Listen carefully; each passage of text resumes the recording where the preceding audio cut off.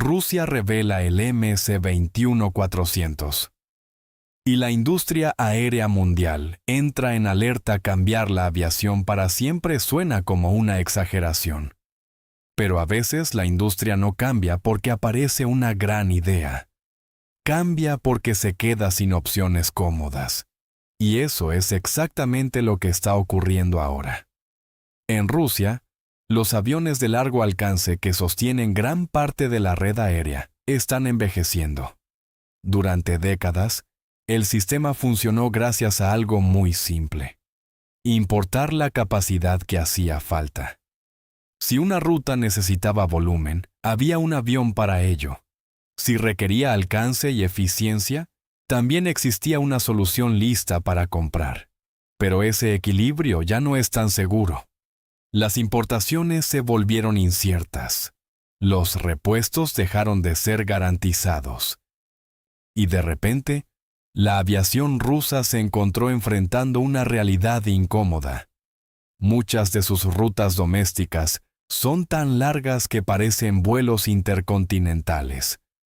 Pero no siempre tienen la demanda suficiente para llenar aviones gigantes todos los días. Ahí aparece una contradicción silenciosa. Durante décadas, la industria asumió una regla casi incuestionable. Si una ruta es lo suficientemente larga, entonces debe operarse con un avión de fuselaje ancho. Un wide body. Pero ¿qué pasa cuando esa regla deja de encajar con la realidad? Porque cuando miras el mapa de Rusia, empiezas a entender el problema. Algunas rutas domésticas cruzan miles de kilómetros. Moscú hasta el lejano oriente ruso puede significar vuelos de muchas horas, atravesando regiones con baja densidad de población y mercados que existen, pero que no siempre generan un flujo constante de pasajeros. Son rutas demasiado largas para los narrow bodies tradicionales, pero demasiado irregulares para justificar un wide body todos los días. Durante años, nadie se preocupó demasiado por esa contradicción. Mientras la cadena global de suministro funcionaba, el problema podía ignorarse. Simplemente se utilizaban aviones grandes importados y se asumía el costo. La lógica era sencilla. Podía no ser perfecta, pero funcionaba. Sin embargo, la geografía nunca cambió. Las distancias siguen siendo enormes. Y cuando el sistema dejó de ofrecer soluciones fáciles, ese vacío operativo empezó a hacerse evidente. Cada vuelo que cruza Siberia recuerda algo importante.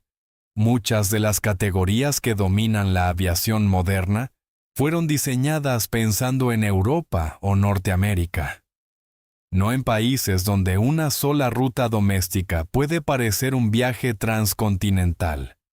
Y cuando las categorías dejan de encajar con la realidad, el problema ya no es el avión, es la forma en que pensamos la aviación. Durante décadas, Rusia operó de forma muy similar al resto del mundo. Cuando hacía falta mover grandes volúmenes, se utilizaban aviones como el 747.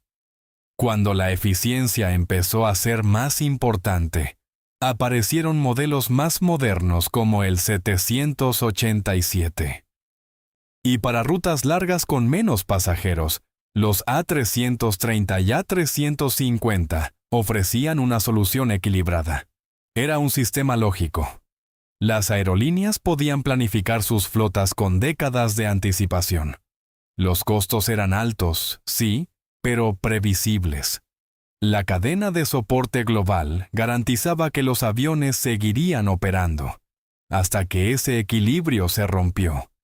Las sanciones no solo encarecieron la operación, introdujeron algo mucho más peligroso para una aerolínea: incertidumbre estructural. De repente, la pregunta ya no era cuánto cuesta operar un avión de fuselaje ancho. La pregunta era si seguirá siendo posible operarlo dentro de 10 años. Y una aerolínea no puede construir su red alrededor de un activo que podría quedarse en tierra por razones que no controla. Mientras tanto, el tiempo sigue avanzando. Muchos de los aviones más antiguos se acercan al final de su vida útil, y reemplazarlos con nuevos modelos occidentales dejó de ser una opción estable, tanto económica como políticamente. Ahí es donde la discusión deja de ser técnica, se vuelve existencial, porque cuando el reemplazo natural desaparece, solo queda mirar hacia un espacio incómodo. El espacio entre los narrow bodies y los wide bodies. Es ahí donde aparece el concepto del MC21400. No como un proyecto destinado a dominar el mercado global, sino como una respuesta muy específica a un problema muy concreto. Rusia necesita un avión capaz de cubrir rutas extremadamente largas dentro del país, pero sin cargar con toda la estructura de costos de un avión de doble pasillo. Y volar un wide body medio vacío a través de Siberia no es eficiencia, es resignación. Dividir esas rutas en conexiones tampoco resuelve mucho. Alarga los tiempos de viaje, reduce la comodidad para el pasajero y debilita la demanda. Así que la pregunta empieza a cambiar. ¿Y si el problema no es la ruta, sino el tipo de avión que estamos usando? El MC21400 se posiciona exactamente en ese espacio incómodo. Tiene el alcance necesario para cubrir trayectos muy largos dentro del país. Puede transportar alrededor de 260 pasajeros, suficiente para reemplazar wide bodies pequeños en ciertas rutas, pero mantiene una arquitectura de pasillo único. Eso cambia muchas cosas. Tripulaciones más pequeñas, infraestructura aeroportuaria más simple, costos operativos más cercanos a los de un narrow body que a los de un wide body. El verdadero cambio no es volar más lejos, es evitar pagar la economía de un avión gigante cuando no hace falta. Cuando miras los números, la idea empieza a volverse aún más interesante. El avión proyecta un alcance cercano a los 10.000 kilómetros, con un peso máximo al despegue de alrededor de 100 toneladas. Ese conjunto de cifras no encaja fácilmente en ninguna categoría tradicional. Es demasiado grande para compararlo con narrow bodies de largo alcance como el A321XLR, pero demasiado ligero para competir con aviones como el 787-8. Está justo en medio, y eso es precisamente lo que lo vuelve interesante. Durante décadas, la industria conectó mentalmente dos ideas: largo alcance y fuselaje ancho. Si una ruta era larga, entonces necesitaba un avión grande. Pero ese vínculo nunca fue una ley física. Era simplemente una solución práctica que funcionaba bien. Hasta que las condiciones cambiaron. Un single aisle de alta capacidad y largo alcance rompe esa asociación. No busca maximizar el mejor escenario posible. Busca reducir el riesgo cuando el mercado no coopera. Imagina una ruta larga atravesando Siberia. Algunos días la demanda es fuerte, otros días es mucho más débil. Con un wide body, el costo de operación es prácticamente el mismo estés lleno o medio vacío. Pero con un avión más ligero y flexible, la ecuación cambia. No se trata de tener el avión más impresionante. Se trata de tener el avión que pierde menos dinero en el día promedio. Y ahí aparece una redefinición interesante del riesgo. Durante décadas, las aerolíneas evaluaron el riesgo principalmente en función del alcance y la demanda. Si el vuelo era largo, el riesgo se asumía con un wide body. El MC21400 plantea otra lógica. No pregunta solo cuánto puede volar. Pregunta qué pasa cuando la demanda fluctúa, cuando algunos días llenas el avión y otros no. Porque en ese escenario, un avión más flexible puede ser más valioso que uno más capaz. Pero el cambio no se detiene en el diseño del avión. También aparece en el corazón del sistema, los motores.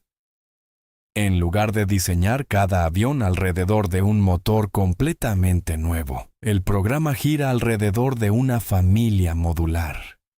El PD-14 sirve como base, y a partir de esa plataforma se proyectan variantes más potentes, como el PD-16 o el PD-18. La idea es simple, pero poderosa. En lugar de reinventar todo desde cero, el sistema evoluciona sobre una arquitectura común.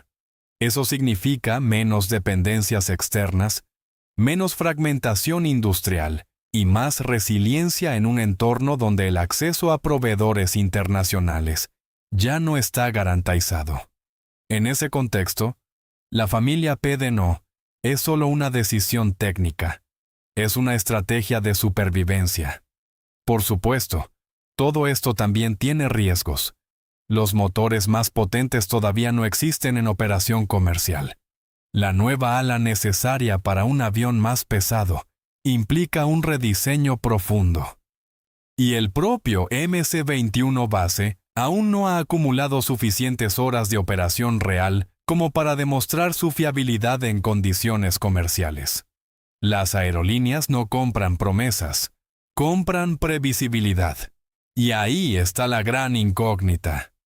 Porque este proyecto solo funcionará si muchas condiciones se cumplen al mismo tiempo: tecnología, producción, demanda y operación. Si una de ellas falla, el concepto podría quedarse como una demostración técnica interesante, pero no como una solución industrial real. Y eso nos lleva a la pregunta más importante. Quizá la cuestión nunca fue si el MC-21-400 va a cambiar la aviación para siempre. La pregunta real es ¿por qué un avión así empieza a parecer necesario? Durante décadas, la industria creyó que el largo alcance tenía una única forma: aviones grandes, costos altos y compromisos rígidos. Ese modelo funcionó mientras el mercado fue estable y las cadenas globales de suministro respondieron. Pero cuando esas condiciones desaparecen, también lo hacen las reglas cómodas. El MC-21-400 no promete una revolución inmediata. Propone algo más incómodo: aceptar que el largo alcance ya no tiene una única definición, que no todas las rutas necesitan máxima capacidad, y que a veces el avión correcto no es el más grande ni el más avanzado, sino el que mejor se adapta cuando el entorno deja de ser predecible.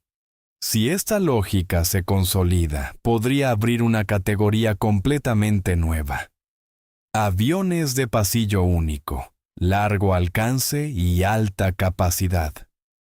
Diseñados para mercados donde la flexibilidad importa más que la perfección. Pero también es posible que todo esto sea simplemente una solución nacida de la necesidad, no del futuro de la aviación global. Y ahí está la verdadera incógnita. ¿Estamos viendo el comienzo de una nueva forma de volar largas distancias? ¿O simplemente el resultado de una industria empujada al límite de sus propias reglas?